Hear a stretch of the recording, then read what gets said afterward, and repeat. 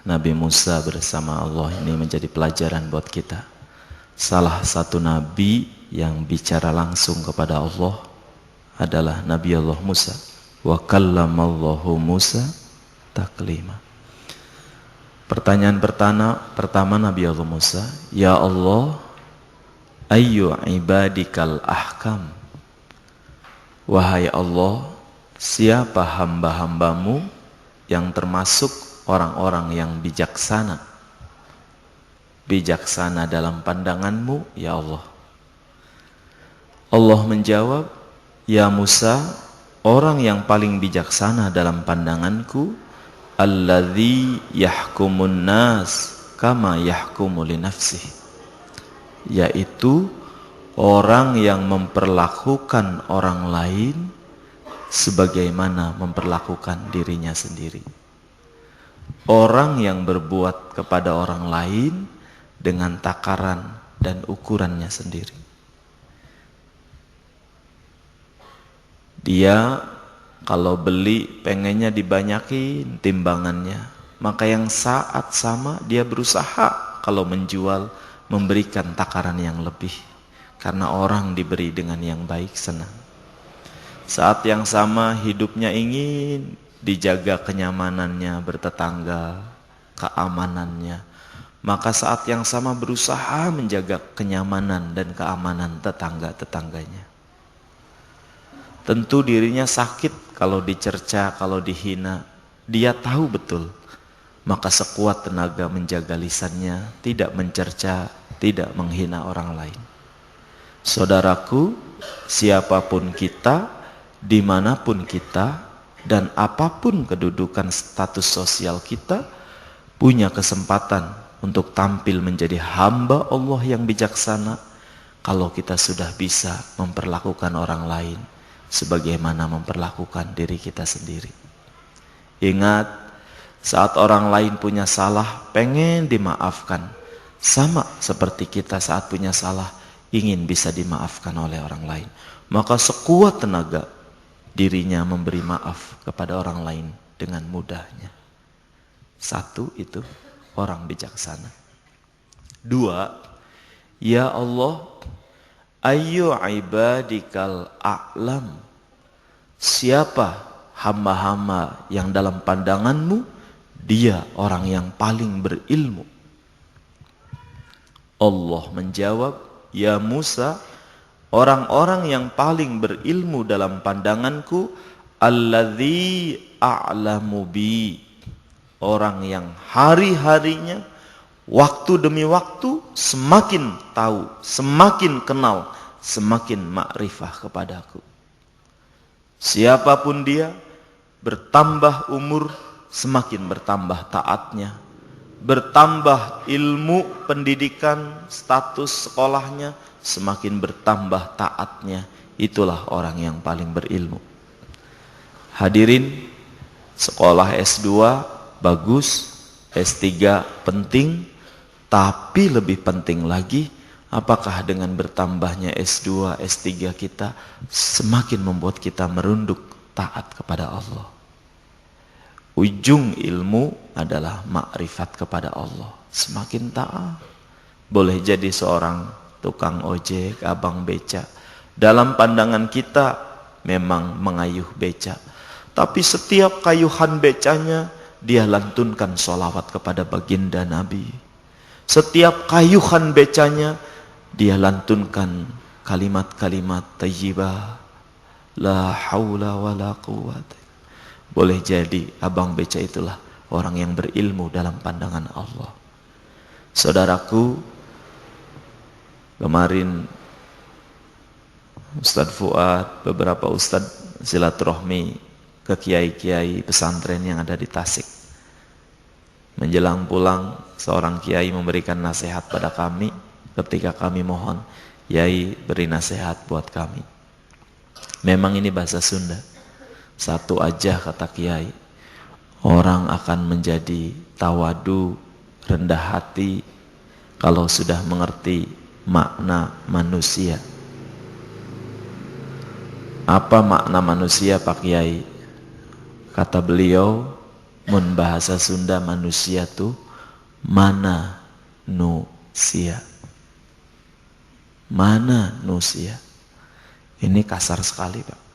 Seperti seorang juragan pada bang. Mana yang punya kamu? Tapi bahasanya manusia. Mana nusia. Rambut punya siapa? Punya Allah. Ini punya Allah. Jabatan punya Allah. Ilmu yang dititipkan punya Allah. Suara yang bagus punya Allah. Keluarga punya Allah. Anak yang diberikan punya Allah. Semua lillahi ma fis sama. Mana yang punya kita? Lantas kalau tidak punya apa-apa, pantaskah kita sombong? Lantas kalau tidak memiliki apa-apa, hanya barang pinjaman, tidak malukah kita sombong dengan barang pinjaman? Di mana ditaruh muka kita? Sedang yang pinjamnya tahu kalau kita sombong dipinjemin barang. Subhanallah. Satu nasihat, tapi buat kami semua membuat tertunduk malu. Mana nusia. Subhanallah. Artinya apa? Semakin orang ilmu mengenal Allah, semakin dia terus rendah hati.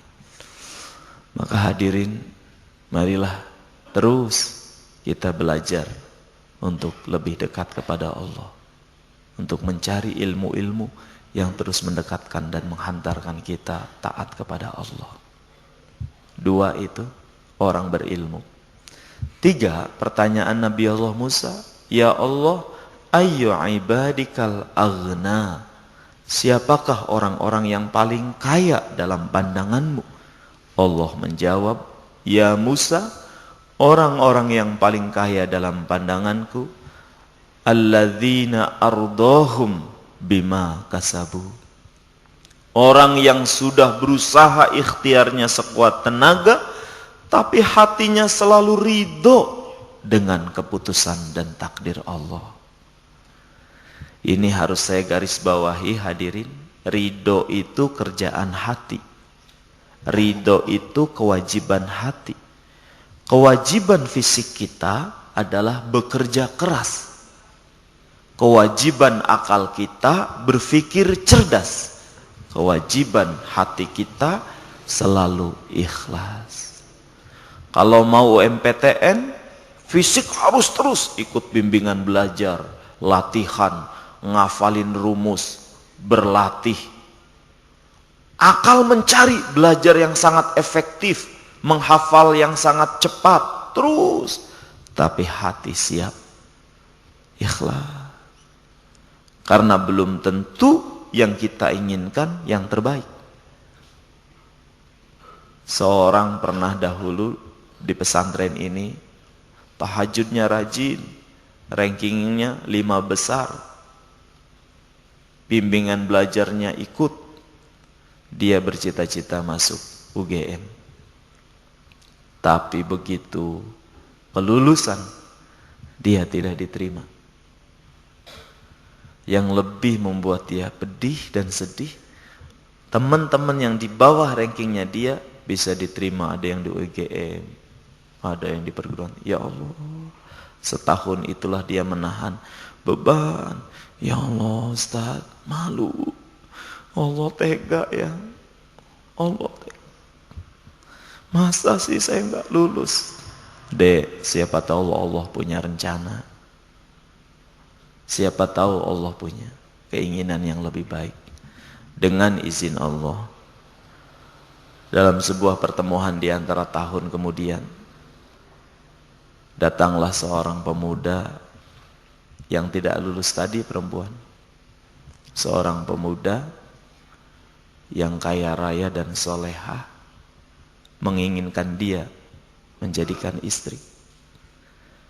Setelah pertemuan dengan orang tuanya, diridhoilah, dan tahun berikutnya dibawa ke Singapura untuk kemudian melanjutkan S1-nya di Singapura. 4 tahun kemudian dia datang kembali reuni ke Indonesia, sudah menjadi istri seorang direktur pengusaha muda kaya raya, sudah fasih berbahasa Inggris, sudah keliling dunia. Dan teman-temannya yang dulu masuk di UGM, di UI, ada yang saat itu masih mencari kerja, Ada yang saat itu belum lulus, 5 tahun kemudian dia datang menyampaikan, ya Allah Ustaz, alhamdulillah, rupanya tidak lulusnya saya, Allah siapkan skenario yang lebih cantik untuk hidup saya. Masya Allah. Dalilnya ada tuh Ustaz Syuhud ya. Asa antakrahu syai'au wa huwa khairul lakum wa asa an tuhibbu syai'an wa huwa syarrul lakum wallahu ya'lamu wa antum la ta'lamun. Boleh jadi sesuatu yang kita benci padahal itu baik untukmu, dan boleh jadi sesuatu yang sangat kita cintai padahal jelek untukmu. Wallahu ya'lamu wa antum la ta'lamun. Allah Maha mengetahui sedang kita pengetahuannya terbatas. Tapi sekali lagi, ridho ini keputus, maaf, kerjaan hati. Sebab banyak yang bertameng dengan istilah agama untuk melindungi kemalasannya. Kenapa kamu gak naik kelas? Ya Allah Pak, kata sing ridho. Memang ngomongnya sih bener, cuman malesnya dia inilah yang salah. Nah, gak naik kelasnya ini karena males sebenarnya. Tapi kemudian dibungkus. Kenapa kamu kok rezekinya biasa aja padahal yang lain sudah naik pangkat? Kata Ustadz juga sing ikhlas hidupin. Salah. Jadi berpikir cerdas dulu, bekerja keras, hati harus ikhlas. Saudaraku, bahkan ancaman Allah, maaf, lewat Rasulullah, bagi siapa yang tidak ridho dengan takdir ini berat. Malam yashkur binikmai walam yasbir bibalai walam yardo biqodoi falyatlub robban siwaya. Siapa hamba yang tidak syukur dengan nikmatku, tidak sabar dengan ujianku, tidak ridho dengan keputusanku, falyatlub robban siwaya, maka persilahkan cari Tuhan selain aku. Masya Allah. Demikian saudaraku, mudah-mudahan kita menjadi orang yang bijaksana, orang yang berilmu, dan orang yang paling kaya dalam hidup ini. Siapakah orang yang paling bijaksana? Yang memperlakukan orang lain sebagaimana memperlakukan diri sendiri. Siapa orang yang paling berilmu? Yang hari-harinya semakin dekat, semakin taat pada Allah.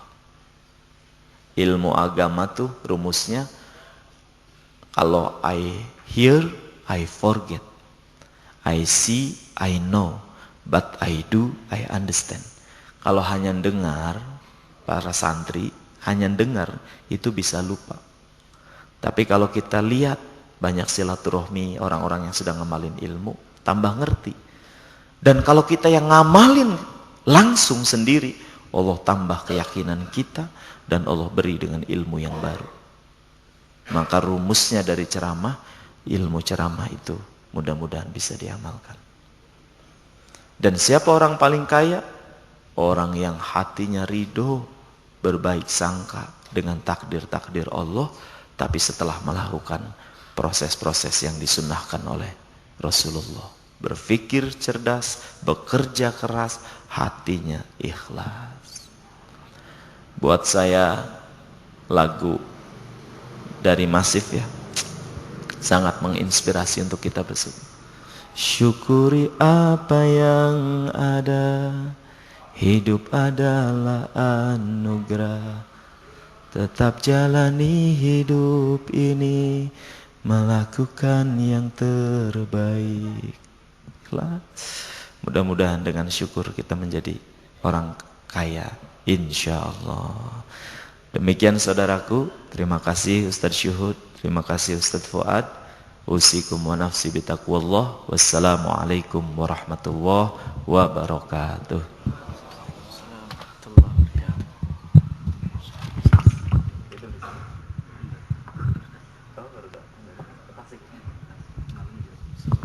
Hadirin jamaah rahimakumullah.